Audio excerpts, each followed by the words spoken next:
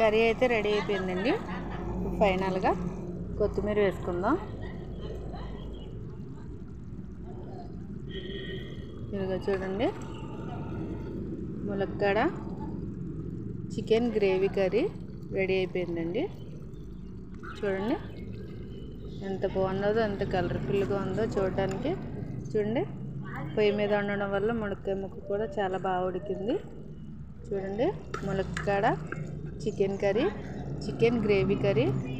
ఎలాగో తయారీ విధానం చూద్దాం ఒకసారి.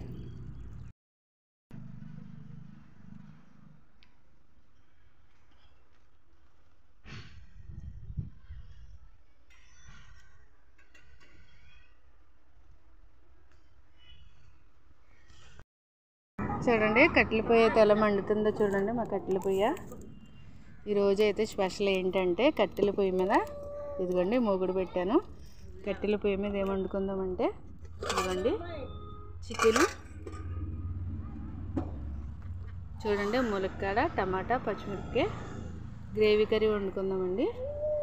ఇదిగోండి టమాటా రసం, టమాటా అన్ని మిక్స్ చేసి పెట్టుకున్నాను. చూద్దామండి, తగినంత ఆయిల్ పోసుకుందాం, సరిపోతుంది.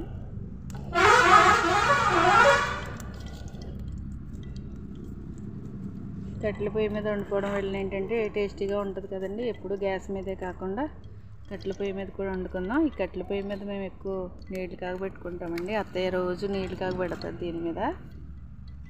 చూడండి, ఈరోజు నేను చికెన్ కర్రీ చేద్దాం అనుకుంటున్నాను. గ్రేవీ కర్రీ తోటి, గ్రేవీ వచ్చేలాగా.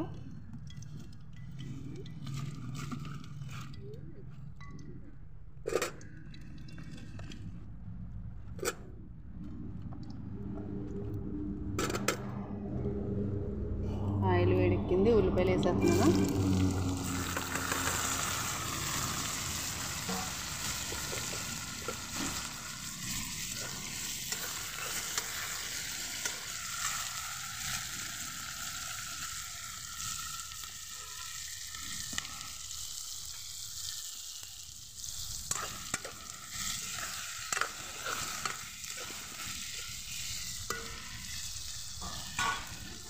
కొంచెం మధ్య వరకు మూత పెట్టుకుందామండి. ఒకసారి చూద్దామండి. ఇదిగోండి, మావయ్య పొద్దున్న చికెన్ తీసుకొచ్చాడు కదండి. చికెన్తో పాటు కాలు కూడా తీసుకొచ్చాడు. అయితే మావయ్య ఇవి కాల్ చేసి శుభ్రంగా తొక్క తీసేసి కడిగేసి ఇలా పెట్టాడండి మావయ్య. ఉల్లిపాయలు ఒకసారి చూద్దామండి. చూడండి, ఇవి బాగా ఫ్రై అవునివి, ఫ్రై అయినాయి కదండి.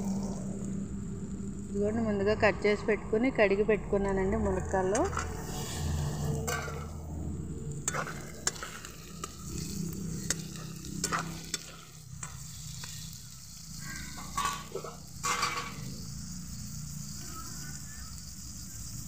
చూడండి, చికెన్ కూడా వేసేస్తున్నానండి. చికెను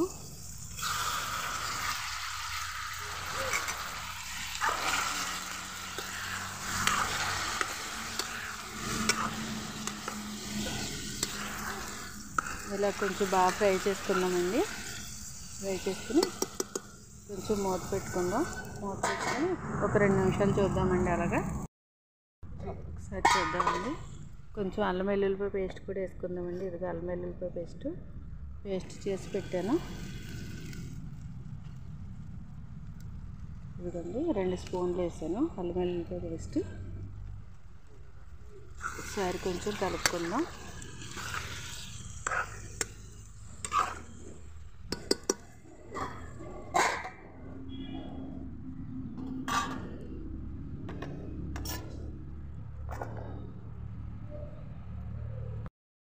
పొయ్యి అయితే చూడండి భలే మండుతుంది.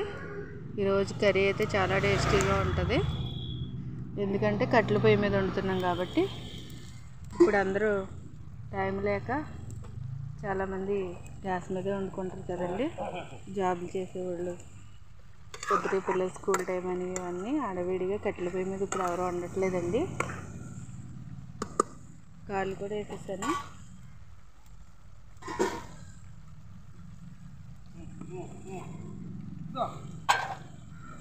ఇదిగోండి టమాటో పేస్ట్ వేసేసాను.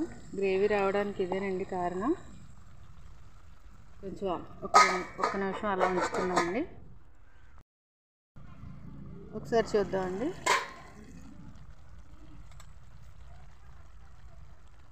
కొంచెం పసుపు వేసుకుంటున్నాను.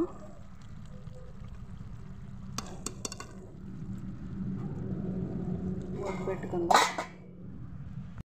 ఒకసారి చూద్దామండి. ఇదిగోండి కరివేపాకు వేస్తున్నాను. కరివేపాకు వలన ఏంటంటే టేస్ట్ కూడా చాలా బాగుంటుంది. కరివేపాకు వేస్తాను.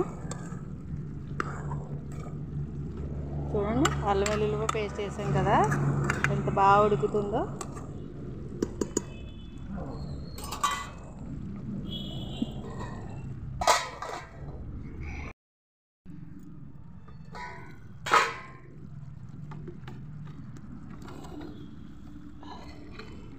చూడండి, ఒక స్పూన్ సాల్ట్ వేసుకున్నాను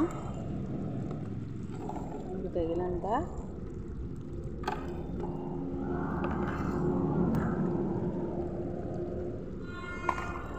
కొంచెం కారం వేసుకుందామండి.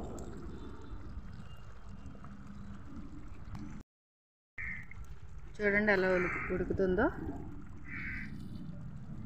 కారం వేసుకున్నాం కదండి.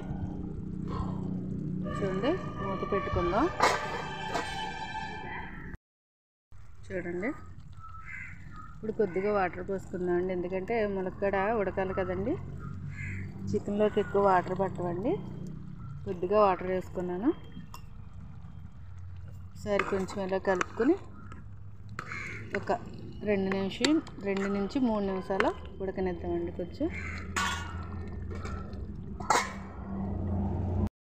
ఒకసారి చూద్దామండి. మళ్ళీ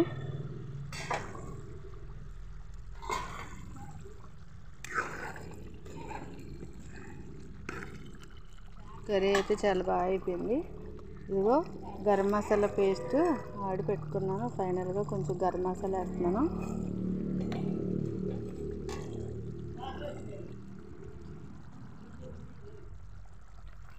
ఇదిగోండి గరం మసాలా.